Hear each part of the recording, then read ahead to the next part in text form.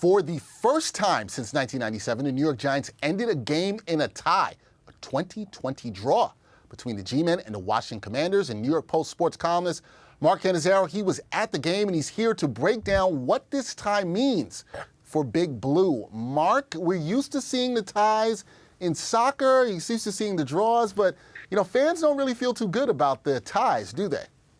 Nobody felt very good about it on either side. I can tell you that today, Dexter. I guess the Washington and the Giants were in their World Cup mode, I guess, but it's interesting. We've talked soccer on this show a little bit in the last few weeks. And, when the U.S. came away with a 0-0 draw against England, it was considered a victory on the part of U.S. They felt great about it.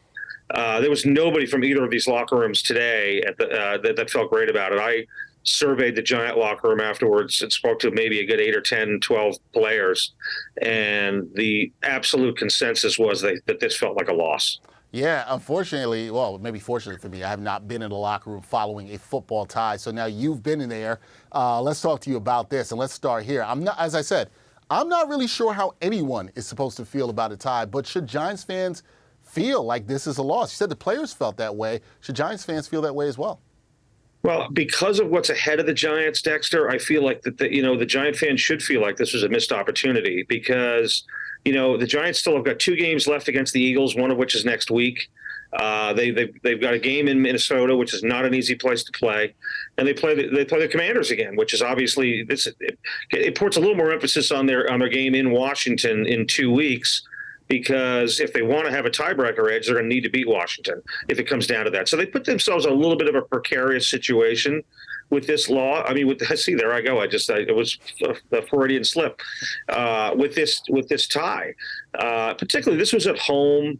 They had a 20-13 lead. Their defense was doing some good things, and frankly, the offense just really came up very short. I know my colleague Steve Serby, who you'll speak to at some point.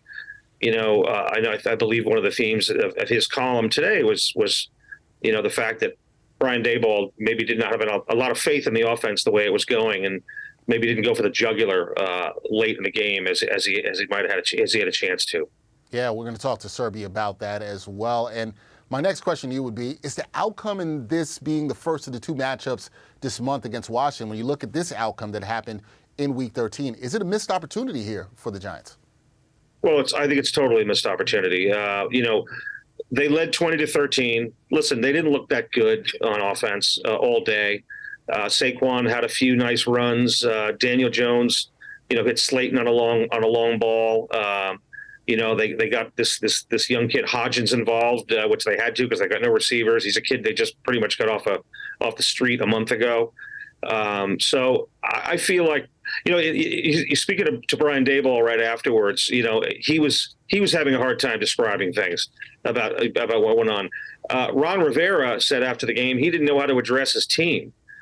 So I think on both sides, but I think mostly on the Giants side, because this was a home game and they led, semi late in the game. And frankly, I thought they'd taken control of this game in the third quarter. Their defense made some great plays, forced a turnover. This is absolutely a missed opportunity on the part of the Giants. No question about it.